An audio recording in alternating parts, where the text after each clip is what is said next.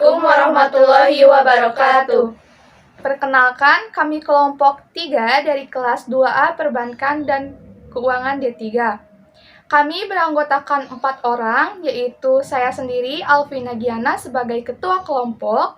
Lalu ada Saya Tiara Adinda sebagai pemateri. Saya Najwa Upaturahma sebagai pemateri. Saya Tiara Mega Mustika sebagai pemateri. Di sini kami akan mempresentasikan sebuah modul mengenai pengendalian dan evaluasi manajemen. Adapun materi ini akan kami bagi dua, yaitu yang pertama materi mengenai pengendalian akan disampaikan atau akan dipresentasikan oleh saya sendiri dan saudari Tiara Mega. Kemudian untuk materi evaluasi akan disampaikan oleh saudari Tiara Adinda dan saudari Nazia. Halo semuanya, di sini saya akan mempresentasikan mengenai 4 poin dalam pengendalian manajemen. Yang pertama yaitu definisi pengendalian manajemen menurut para ahli. Yang kedua yaitu asas-asas pengendalian manajemen. Yang ketiga yaitu fungsi dan tujuan dari pengendalian manajemen. Dan yang keempat adalah jenis-jenis dari pengendalian manajemen. Kita mulai saja dari materi nomor 1 yaitu definisi pengendalian menurut para ahli. Yang pertama ada menurut L.V. Strong, pengertian pengendalian adalah proses pengaturan berbagai faktor dalam suatu perusahaan agar pelaksanaannya sesuai dengan ketetapan-ketetapan dalam rencana. Yang kedua yaitu menurut Harold Kuhn, pengertian pengendalian adalah pengukuran dan perbaikan terhadap pelaksanaan kerja bawahan agar rencana-rencana yang telah dibuat untuk mencapai tujuan perusahaan. Dan yang ketiga yaitu menurut R. Terry, pengertian pengendalian manajemen dapat didefinisikan sebagai proses penentuan apa yang harus dicapai, yaitu standar, apa yang sedang dilakukan yaitu pelaksanaan. Menilai pelaksanaan dan apabila perlu melakukan perbaikan-perbaikan sehingga pelaksanaan sesuai dengan rencana yaitu selaras dengan standar. Nah, yang keempat ada menurut Arif Suwardi dalam buku Sistem Pengendalian Manajemen tahun 1966. Beliau mengatakan bahwa sistem pengendalian manajemen adalah sistem yang terdiri dari beberapa anak sistem yang paling berkaitan, yaitu pemrograman, penganggaran akuntansi, pelaporan, dan pertanggungjawaban untuk membantu manajemen mempengaruhi orang lain dalam sebuah perusahaan agar mampu mencapai perusahaan melalui strategi tertentu secara efektif dan efisien. Yang kelima ada menurut Halim Ahmad, Jahjono, dan Fahri Hussein dalam buku Sistem Pengendalian Manajemen tahun 2000. Pengendalian manajemen adalah proses di mana manajer mempengaruhi anggotanya untuk melaksanakan strategi organisasi. Saya akan melanjutkan materi pengendalian, poin definisi menurut para ahli yang nomor 6. Di sini ada menurut Robbins dan Kotler pada tahun 1995 menyatakan bahwa pengendalian sebagai suatu proses untuk memantau kegiatan-kegiatan untuk memastikan bahwa kegiatan itu diselesaikan sebagaimana telah direncanakan. Dan proses mengoreksi setiap penyimpangan yang berarti sebuah sistem pengendalian yang efektif menjamin kegiatan-kegiatan diselesaikan dengan cara membawa pada tercapainya tujuan organisasi itu. Kemudian, yang nomor 7 ada menurut Stoner, Freeman, dan Gilbert pada tahun 1996. Mereka mendefinisikan pengendalian manajemen sebagai suatu proses memastikan bahwa aktivitas sebenarnya sesuai dengan aktivitas yang telah direncanakan. Dikatakannya juga bahwa pengendalian membantu seorang manajer untuk memonitor kegiatan atau aktivitas para karyawannya, perencanaan, pengorganisasian, dan kepemimpinan mereka. Bagian terpenting dalam proses pengendalian itu sendiri adalah mengambil tindakan korektif yang diperlukan. Kemudian, yang nomor 8 ada menurut Robert J. Mockler. Dia mendefinisikan pengendalian yang menekankan elemen esensial atau proses pengendalian dalam beberapa langkah. Pengendalian didefinisikan sebagai suatu usaha sistematik untuk menetapkan standar prestasi dengan sasaran perencanaan, merancang sistem umpan balik, informasi, membandingkan prestasi aktual dengan standar yang sudah ditetapkan. Kemudian, yang kesembilan, menurut Mathis dan Jackson pada tahun 2008, mereka mendefinisikan pengendalian sebagai suatu proses memantau kemajuan dari organisasi atau unit kerja terhadap suatu tujuan. Kemudian, pengambilan tindakan apabila diperlukan. Dan terakhir, yang nomor 10, ada menurut Harahap tahun 2011. Dia mendefinisikan pengendalian merupakan suatu tindakan pengawasan yang disertai dengan tindakan pelurusan atau korektif. Selanjutnya, saya akan menjelaskan mengenai asas-asas pengendalian. Menurut Harold Kunz dan Craig O'Daniel mengemukakan bahwa asas-asas pengendalian manajemen dibagi menjadi beberapa, yaitu yang pertama ada asas tercapainya tujuan. Artinya, pengendalian harus tertuju ke arah tercapainya tujuan dengan melaksanakan perbaikan untuk menghindari penyimpangan-penyimpangan dari perencanaan. Yang kedua, yaitu asas efisiensi pengendalian. Artinya, pengendalian itu efisien jika dapat menghindari penyimpangan dari rencana sehingga tidak menimbulkan hal-hal lain yang di luar dugaan. Yang ketiga, yaitu asas tanggung jawab pengendalian. Artinya, pengendalian hanya dapat dilaksanakan jika manajer bertanggung jawab terhadap pelaksanaan rencana. Yang keempat, yaitu asas pengendalian terhadap masa depan. Artinya, pengendalian yang efektif harus tertuju arah pencegahan penyimpangan-penyimpangan yang akan terjadi, baik waktu sekarang maupun yang akan datang. Yang kelima, ada asas pengendalian langsung. Artinya, teknik kontrol yang paling efektif ialah mengusahakan adanya manajer bawahan yang berkualitas baik. Pengendalian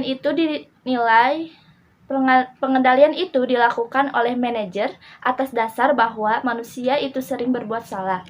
Cara yang paling cepat untuk menjamin adanya pelaksanaan yang sesuai dengan rencana adalah mengusahakan sedapat mungkin para petugas memiliki rencana yang baik.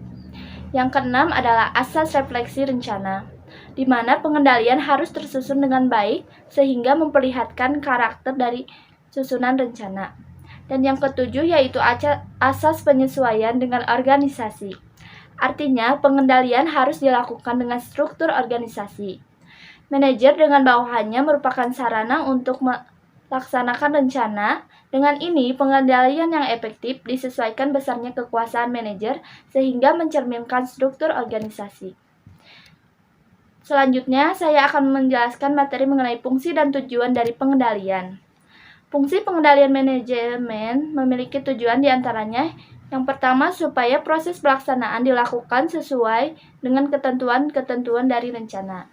Yang kedua yaitu melakukan tindak perbaikan atau korektif jika terdapat penyimpangan-penyimpangan. Yang ketiga yaitu supaya tujuan yang dihasilkan sesuai dengan rencana.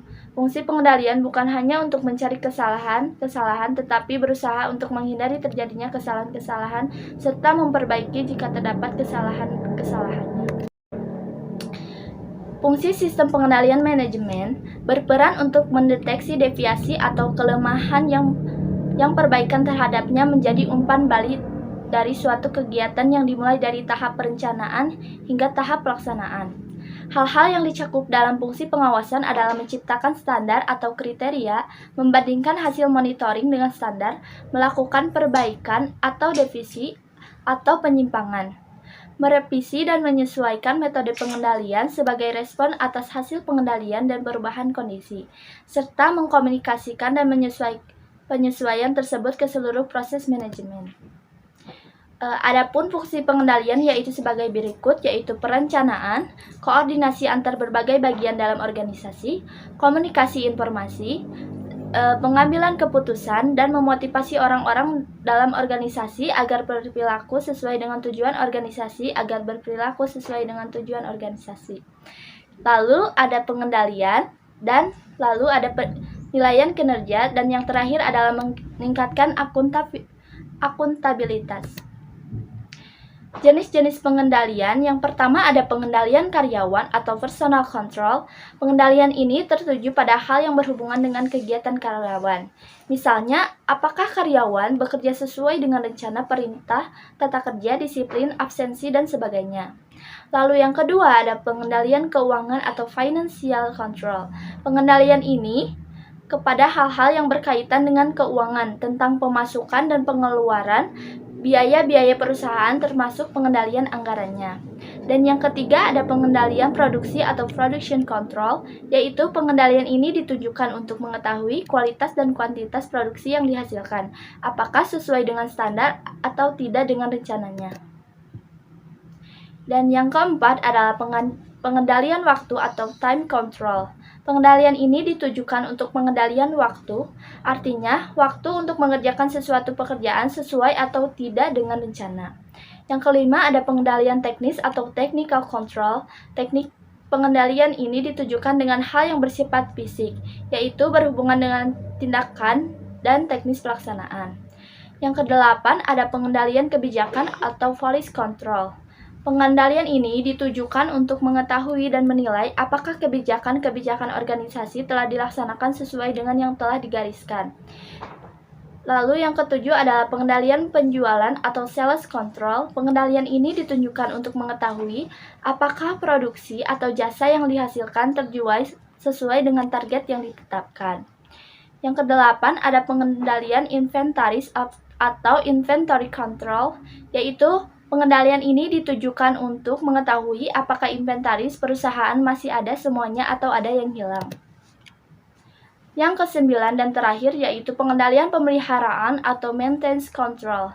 Pengendalian ini ditujukan untuk mengetahui apakah semua inventaris perusahaan dan kantor dipelihara dengan baik atau tidak. Dan jika ada yang rusak, apa kerusakannya? Apa masih dapat diperbaiki atau tidak?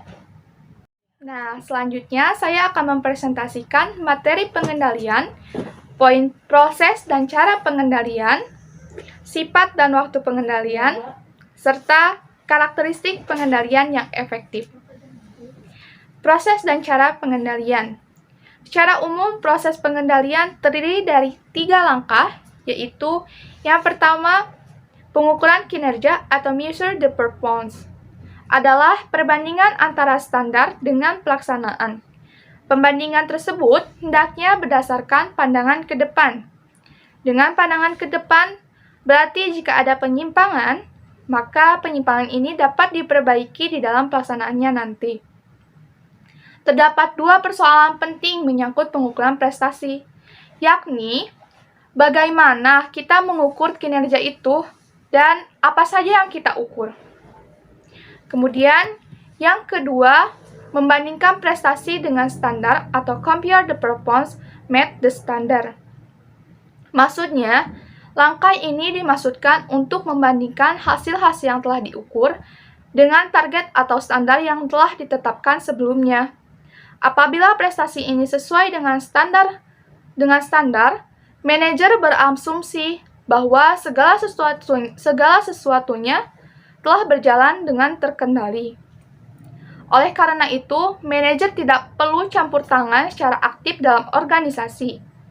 Sebaliknya, manajer perlu mempertimbangkan tindakan korektif apabila prestasi yang diperoleh jauh dari standar atau target yang telah ditetapkan. Yang ketiga, pengambilan tindakan korektif atau take corrective action. Langkah ketiga dan terakhir dalam proses pengendalian adalah mengambil tindakan manajerial. Tindakan ini dilakukan manakala prestasi rendah di bawah standar. Analisis menunjukkan perlunya diambil tindakan. Para manajer dapat memilih di antara 3 pilihan yang memungkinkan, yakni tidak melakukan apa-apa, mengoreksi kinerja yang sesungguhnya itu, atau manajer dapat merevisi standar. Cara pengendalian. Apa aja sih cara pengendalian itu? Seorang manajer harus mempunyai berbagai cara untuk memastikan bahwa semua fungsi manajemen dilaksanakan dengan baik. Yakni, yang pertama, pengawasan langsung. Pengawasan langsung dilakukan sendiri secara langsung oleh seorang manajer. Manajer memeriksa pekerjaan yang sedang dilakukan oleh para karyawannya untuk mengetahui apakah dikerjakan dengan benar dan hasilnya sesuai dengan yang dikehendakinya. Kebaikan cara ini yaitu jika ada kesalahan dapat diketahui sedini mungkin sehingga perbaikannya bisa dilakukan dengan cepat. Serta akan terjadi kontak langsung antara bawahan dan atasan sehingga akan memperdekat hubungan antara atasan dan bawahannya. Di sini juga cara ini juga mempunyai keburukannya, yaitu yang pertama, waktu seorang manajer banyak tersita sehingga waktu untuk pekerjaan lainnya akan berkurang, misalnya planning dan yang lainnya. Kemudian keburukan lainnya yaitu mengurangi inisiatif bawahan karena merasa bahwa atasannya selalu mengamatinya. Yang kedua, membandingkan prestasi dengan standar atau compare the performance met the standard. Langkah ini dimaksudkan untuk membandingkan hasil-hasil yang telah diukur dengan target atau standar yang telah ditetapkan sebelumnya. Kemudian yang ketiga, mengambil tindakan korektif atau take corrective action. Langkah ini adalah langkah terakhir dalam proses pengendalian tindakan manajerial. Tindakan ini dilakukan manakala prestasi rendah di bawah standar.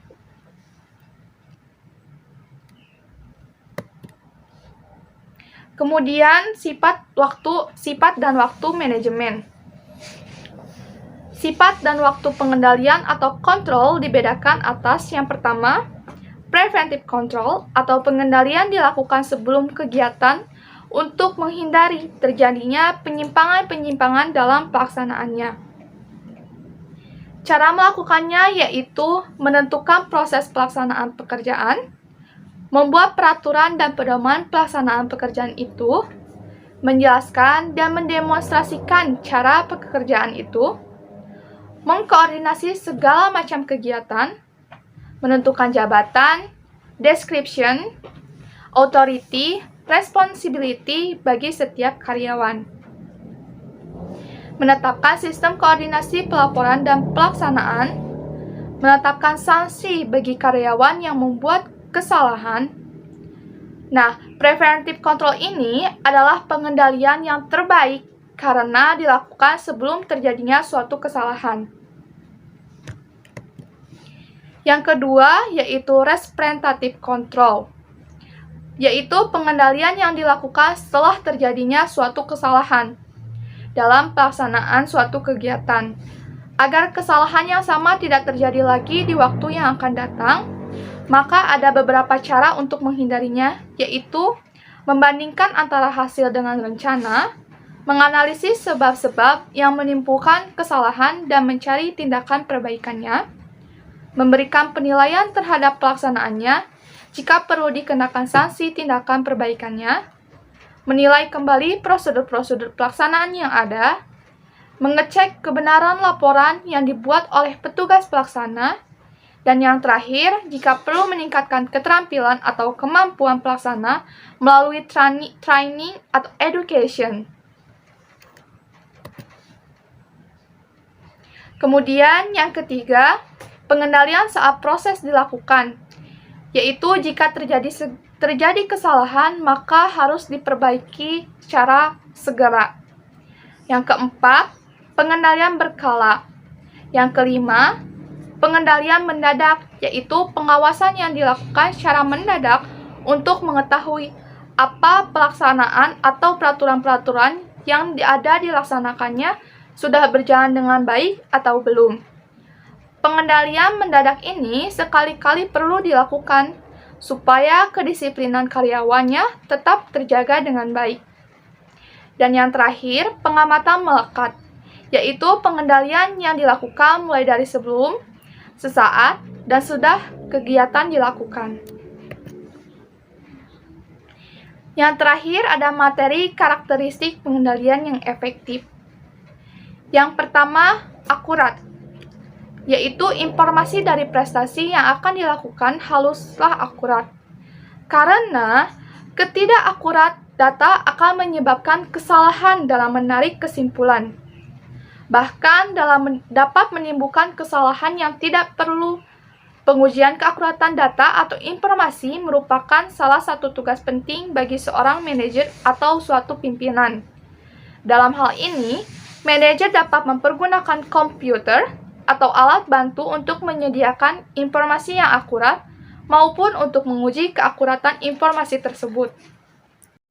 Yang kedua, secara ekonomi realistik atau ekonomi realistik, yaitu pengeluaran biaya untuk implementasi pengendalian harus ditekankan seminim mungkin, sehingga terhindar dari pemborosan yang tidak berguna.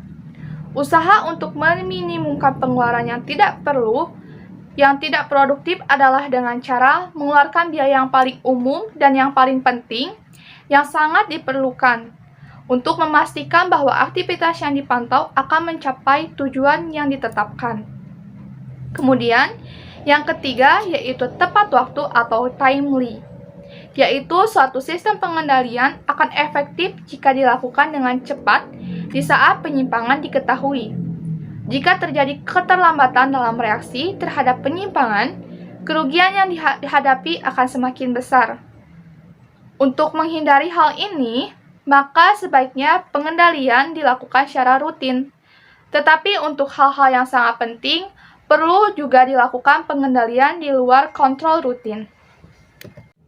Yang keempat, realistik secara organisasi atau organizationally realistic. Maksudnya, sistem pengendalian harus dapat digabungkan dengan realistik organisasi. Misalkan, individu harus dapat melihat hubungan antara tingkat prestasi yang harus dicapainya dengan imbalan yang akan menyusul kemudian. Selain itu, semua standar untuk prestasi harus realistik. Perbandingan status antara individu harus dihargai juga. Yang kelima, dipusatkan pada pengendalian strategik atau focus on strategic control points. Maksudnya, pengendalian hendaknya diarahkan pada titik-titik kunci yang memiliki nilai strategis, sehingga penyimpangan di bidang ini cepat diketahui dan dapat dihindarkan timbulnya kegagalan pencapaian tujuan. Selain itu, sistem pengendalian strategis sebaiknya dipusatkan pada tingkat di mana tindakan perbaikan dapat dilaksanakan. Yang keenam, terkoordinasi dengan arus kerja organisasi atau coordinates with the organization workflow. Maksudnya, memperhatikan bahwa satu kegiatan akan selalu terkait dengan kegiatan lain. Misalnya, kegiatan produksi akan selalu berkaitan dengan kegiatan pemasaran. Maka, sistem pengendalian juga harus dikoordinasikan dengan kegiatan lain yang erat hubungannya dengan kegiatan yang dikendalikan tersebut. Kemudian yang ketujuh, objektif dan komparatif atau objective and comprehensible, yaitu informasi dalam suatu sistem pengendalian harus mudah dipahami dan dianggap objektif oleh individu yang menggunakannya. Makin objektif sistem pengendalian, maka makin besar kemungkinannya bahwa individu dengan standar dan efektif akan merespon informasi yang diterima. Demikian pula sebaliknya, sistem akan merespon informasi yang sukar dipahami akan mengakibatkan yang tidak perlu dan kebingungan atau frustasi di antara para karyawannya. Yang kedelapan, fleksibel. Maksudnya, mengingat situasi dan kondisi terus berubah dengan cepat, maka sistem pengendalian harus memiliki target keluasan yang tinggi sehingga standar-standar pengendalian tetap dapat dipergunakan meskipun situasi dan kondisinya telah berubah. Kemudian, yang kesembilan atau yang terakhir, yaitu diterima para anggota organisasi atau accept by organization member, yaitu idealnya setiap pengendalian dapat diterima dan dimengerti oleh semua anggota organisasi sehingga mereka masing-masing akan merasa ikut bertanggung jawab terhadap suatu usaha pencapaian tujuan organisasi itu. Oleh karena itu, Pencapaian tujuan hendaknya dijelaskan terlebih dahulu kepada semua anggota organisasi. Selanjutnya, saya di sini akan mempresentasikan pengertian evaluasi manajemen menurut para ahli. Yang pertama ada menurut Widoyoko 2012, evaluasi merupakan proses sistematis dan berkelanjutan untuk mengumpulkan, mendeskripsikan, menginterpretasikan, dan menyajikan informasi tentang suatu program untuk dapat digunakan sebagai dasar pembuat keputusan, menyusun kebijakan, atau menyusun program. Yang kedua, menurut Yunanda, evaluasi merupakan kegiatan terencana untuk mengetahui keadaan suatu objek dengan menggunakan instrumen dan hasilnya dibandingkan dengan tolak ukur untuk memperoleh kesimpulan.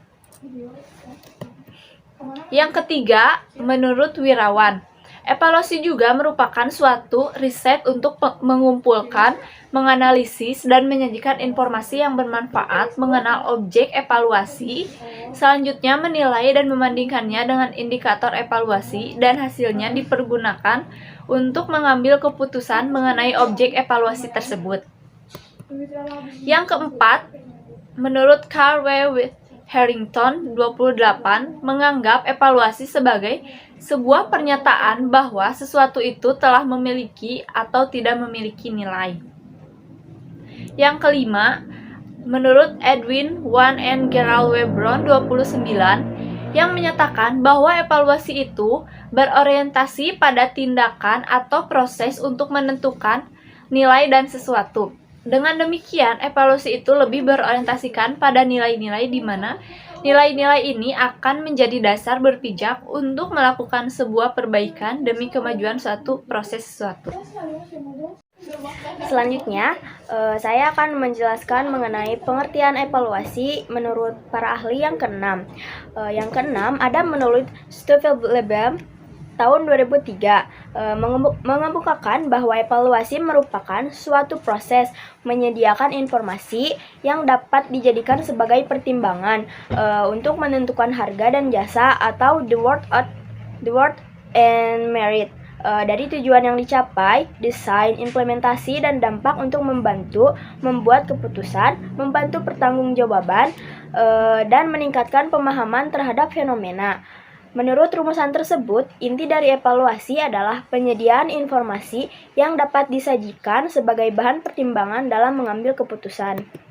Selanjutnya yang ketujuh, ada menurut National Study Committee and Evaluation menyatakan bahwa evaluasi merupakan suatu proses atau kegiatan pemilihan, pengumpulan, analisis, dan penyajian informasi yang dapat digunakan sebagai dasar pengambilan keputusan serta program selanjutnya. Lalu yang kedelapan, ada menurut Tabbe Nevis tahun 2000 mengatakan bahwa evaluasi adalah proses yang menentukan sejauh mana tujuan pendidikan yang dapat dicapai. Evaluasi sebagai perbedaan apa yang ada dengan satu standar untuk mengetahui apakah ada selisih dalam proses untuk pencapaian tujuannya. Lalu selanjutnya yang kesembilan, menurut Suharsimi Arikunto tahun 2004 mengemukakan bahwa evaluasi adalah kegiatan untuk mencari sesuatu yang berharga dalam mencari sesuatu tersebut, juga termasuk mencari informasi yang bermanfaat dalam menilai keberadaan suatu program, produksi, produser, serta alternatif strategi yang diajukan untuk mencapai tujuan tersebut.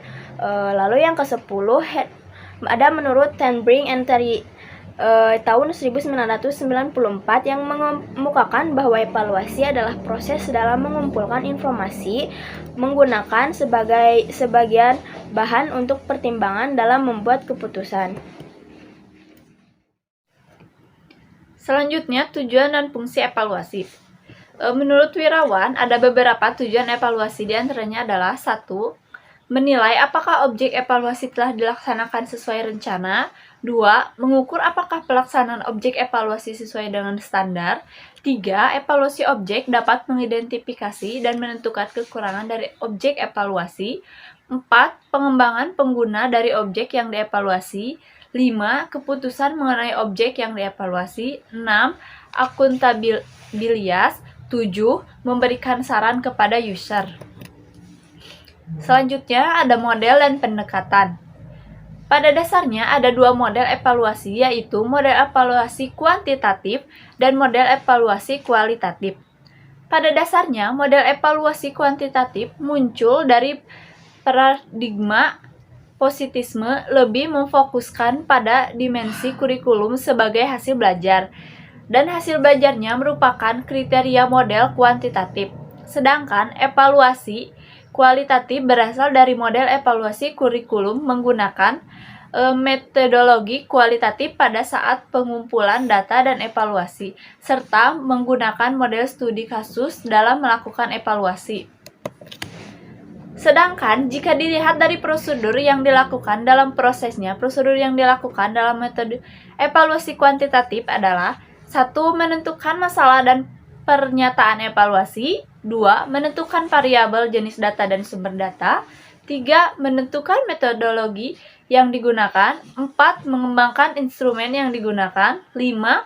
Menentukan proses pengumpulan data. Dan 6. Mengumpulkan proses pengolahan data. Sedangkan dalam metode evaluasi kualitatif adalah sebagai berikut. Menentukan fokus evaluasi. 2. Merumuskan masalah dan mengumpulkan data. 3. Melakukan pengolahan data. 4. Menentukan perbaikan dan pengubahan program. Selanjutnya ada pendekatan tradisional. Pendekatan tradisional merupakan pendekatan konvensional yang sudah mentradisi dan dipraktikkan oleh sekolah selama ini, yang tujuannya adalah berusaha mengembangkan intelektual anak didik. Itu berarti pendekatan tradisional lebih mengedepankan aspek kognitif dalam proses evaluasinya dan mengabaikan aspek-aspek keterampilan dan pengembangan sikap yang merupakan cerminan dari aspek afektif dan psikomotorik anak, dan dua hal nilai yang kurang mendapat perhatian serius. 2. Pendekatan sistem. Sistem adalah suatu totalitas dan berbagai komponen yang saling berhubungan dan saling bergantung. Dengan demikian, pendekatan sistem dalam evaluasi pembelajaran ini terkait dengan erat dengan bagaimana komponen-komponen dalam evaluasi pembelajaran itu diperhatikan dengan cermat agar bisa diterapkan secara efektif dan efisien. Komponen itulah yang harus menjadi landasan pertimbangan dalam evaluasi. Selanjutnya, yang ketiga, pendekatan Criterion Differentiated Evaluation. Evaluasi acuan patokan atau evaluasi patokan EAP adalah model pendekatan evaluasi yang mengacu kepada suatu kriteria pencapaian tujuan yang telah ditetapkan sebelumnya. EAP merupakan suatu cara menentukan kelulusan siswa dengan menggunakan sejumlah patokan. Pendekatan Non-Referential Evaluation atau evaluasi acuan norma, evaluasi acuan norma atau EAN adalah penilaian yang dilakukan dengan mengacu pada norma kelompok atau nilai-nilai yang diperoleh siswa dibandingkan dengan nilai-nilai siswa lain dalam kelompok tersebut. Dengan kata lain, EAN merupakan sistem evaluasi yang didasarkan pada nilai sekelompok siswa dalam suatu proses pembelajaran sesuai dengan tingkat penguasaan pada kelompok tersebut. Artinya, pemberian nilai mengacu pada perolehan skor pada kelompok itu. Selanjutnya, ada mengenai manfaat evaluasi. Adapun manfaatnya yang pertama yaitu sebagai sarana untuk mengetahui keberhasilan suatu program atau kegiatan yang dilaksanakan. Yang kedua, untuk mengetahui tingkat penguasaan dan pemahaman suatu materi. Misalnya, manfaat evaluasi lalu digunakan untuk mengukur tingkat pemahaman pada karyawan. Yang ketiga, sebagai tolak ukur untuk mengetahui ketepatan suatu metode yang diterapkan pada suatu kegiatan. Lalu, yang keempat, untuk mengukur tingkat keberhasilan dan kegagalan pada suatu kegiatan atau objek kajian tertentu yang dilakukan dalam perbaikan dan peningkatan mutu karyawan. Selanjutnya, ada materi mengenai evaluasi kinerja karyawan, di mana evaluasi kinerja karyawan merupakan suatu metode dan proses penilaian seperti efisiensi kerja, jumlah kehadiran, sikap, kualitas, pekerjaan, antusiasme, dan sebagainya, serta pelaksanaan tugas seseorang atau sekelompok orang, serta unit-unit kerja dalam suatu perusahaan atau organisasi. Evaluasi kinerja merupakan cara yang paling adil dalam memberikan imbalan kepada para pekerja. Lalu, selanjutnya ada tujuan evaluasi kinerja, yaitu untuk menjamin pencapaian sasaran dan tujuan perusahaan dan juga untuk mengetahui posisi perusahaan dan tingkat pencapaian suatu perusahaan, terutama untuk mengetahui apabila terjadi keterlambatan atau penyimpangan supaya segera diperbaiki. Hasil evaluasi kinerja individu dapat dimanfaatkan untuk banyak penggunaan, seperti dalam peningkatan kinerja, pengembangan sumber dayanya, pemberian kompensasi, program peningkatan produktivitas, program kepegawaian, serta menghindari perlakuan diskriminasi. Selanjutnya, cara kerja evaluasi karyawan. Evaluasi karyawan biasanya dilakukan dalam kurun waktu 6 bulan sekali, 1 tahun sekali, atau disesuaikan dengan kebutuhan perusahaan. Asal evaluasi kinerja dilakukan secara rutin dan konsisten. Metode serta bahasa yang digunakan juga harus tepat, misalnya dengan berkomunikasi secara langsung atau tatap muka dapat memberikan kesan jelas dalam pemberian statement dan menghindari kesalahpahaman. Selanjutnya, manfaat dalam evaluasi kinerja karyawan. Berdasarkan penelitian, ada manfaat dari evaluasi kinerja ini. Yang pertama, bagi karyawan. Yang pertama, dapat memperbaiki performa kinerja dan melihat prestasi secara nyata dengan evaluasi. Lalu yang kedua, mendapatkan pelatihan. Berdasarkan hasil penelitian kinerja, di akhirnya karyawan akan mengetahui kompensasi apa yang harus ditingkatkan.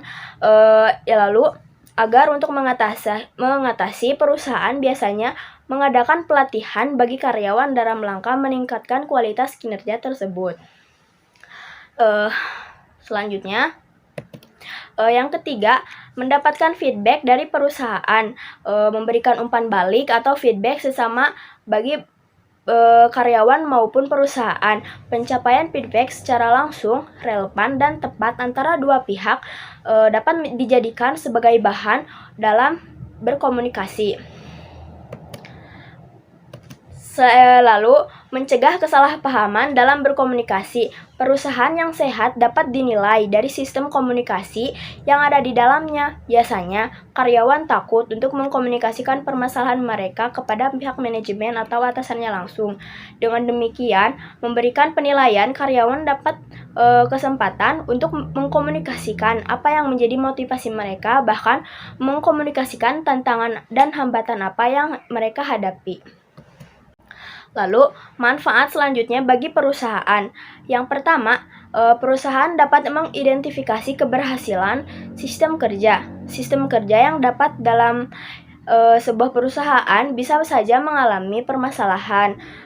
Maka dari itu, dengan evaluasi kinerja, perusahaan dapat mengidentifikasi apakah sistem sudah sesuai dengan visi misi atau belum. Selanjutnya, melihat peluang kompetensi karyawan. Melalui penilaian kinerja, perusahaan dapat melihat siapa saja karyawan yang memiliki kinerja yang bagus. Kemudian, perusahaan dapat menjadikan mereka sebagai kandidat pemimpin atau leader yang baik untuk perusahaan selanjutnya. Lalu yang ketiga, memudahkan pemberian reward. Pemberian reward atau penghargaan merupakan bentuk apresiasi yang ditujukan kepada karyawan atas kinerjanya yang memuaskan. Evaluasi kinerja membantu pihak manajemen untuk melihat siapa saja karyawan yang mampu mencapai visi misi perusahaan tersebut. Lalu yang kelima, membantu penentuan dalam retensi karyawan. Hal ini diperlukan agar karyawan yang memiliki potensi menjadi loyal terhadap perusahaan, dapat mengurangi angka turnover karyawan, dan menjamin kualitas perusahaan dalam kondisi yang baik. Selanjutnya, yang keenam, meningkatkan dan menjaga kualitas perusahaan. Berdasarkan sebuah penelitian, evaluasi kinerja yang dilakukan secara efektif mampu meningkatkan kepuasan serta kontribusi karyawan, karena pada akhirnya perusahaan yang sehat akan membuat karyawannya nyaman dan ingin terus mencapai tujuan bersama. Selanjutnya, ada materi mengenai evaluasi program. Apa aja sih itu yang ada dalam evaluasi program? Sebelumnya, evaluasi program adalah suatu kegiatan untuk memperoleh gambaran tentang keadaan suatu objek yang dilakukan secara terencana, sistematik, dan dengan arah dan tujuan yang jelas. Hal ini berarti bahwa evaluasi program dilakukan sebagai upaya untuk mengumpulkan, menyusun, mengolah, dan menganalisis fakta serta informasi untuk mengumpulkan harga nilai evaluasi yang merupakan bagian terpenting dalam setiap kegiatan ataupun program, sehingga tidak ada satu kegiatan pun yang dapat terlaksana dengan baik tanpa evaluasi ini. Menurut para ahli, definisi tentang evaluasi program yang pertama yaitu menurut Nanang, evaluasi program adalah pembuatan pertimbangan menurut perangkat kriteria yang disepakati dan dapat dipertanggungjawabkan. Lalu, yang kedua menurut Rothman, evaluasi program adalah penerapan metode-metode ilmiah untuk mengukur implementasi dari hasil program untuk mengambil keputusan. Selanjutnya, pengertian yang ketiga menurut para ahli, yaitu menurut Brinkerhoff menyatakan bahwa evaluasi program yaitu proses menentukan sejauh mana tujuan dan sasaran program telah terrealisasi. Lalu yang kedua, memberikan informasi untuk pengambilan keputusan. Yang ketiga, perbandingan kinerja dengan patokan-patokan tertentu untuk menentukan apakah terdapat kesenjangan atau tidak. Lalu yang keempat, penilaian tentang harga dan kualitas. Yang kelima, ukuran. Pilihan yang dikembangkan dengan itu masing-masing tujuan ditentukan. Lalu yang keenam, investigasi sistematis mengenai nilai atau kualitas suatu objek tertentu. Selanjutnya, ada tujuan dari evaluasi program. Menurut Rothman, evaluasi program adalah penerapan metode-metode ilmiah untuk mengukur implementasi dari hasil program, sedangkan menurut Bigman berpendapat bahwa ada beberapa pemakaian evaluasi program, yaitu untuk menemukan apakah ada tujuan yang dapat dicapai dan seberapa jauh dapat dicapai. Lalu yang kedua, untuk menemukan alasan keberhasilan dan kegagalan secara khusus tujuan suatu program. Lalu untuk menemukan prinsip yang melandasi keberhasilan program. Untuk melakukan eksperimen-eksperimen dengan teknik-teknik tertentu guna meningkatkan efektivitas kerja. Lalu yang kelima, untuk meletakkan dasar guna melakukan penelitian lanjutan atas dasar keberhasilan alternatif teknik yang digunakan. Lalu yang terakhir, untuk merumuskan kembali cara yang digunakan dalam mencapai tujuan dan bahkan merumuskan kembali sub-tujuan sesuai dengan temuan penelitian. Lalu selanjutnya ada model mengenai evaluasi. Model yang pertama yaitu ada Goal-Oriented Evaluation Model.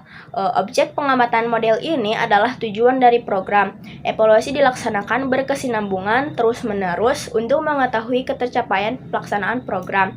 Lalu yang kedua ada Goal-Free Evaluation Model, yaitu dalam melaksanaannya, evaluasi tidak memperhatikan tujuan khusus program, melainkan bagaimana terlaksananya program dan mencatat hal-hal yang positif maupun negatif. Lalu yang ketiga ada Formative Summative Evaluation Model. Yang evaluasi model ini dilaksanakan ketika program masih berjalan atau evaluasi formatif, dan ketika program sudah selesai atau evaluasi sumatif. Lalu yang keempat ada Continuous Evaluation Model, yaitu model ini juga disebut sebagai evaluasi pertimbangan.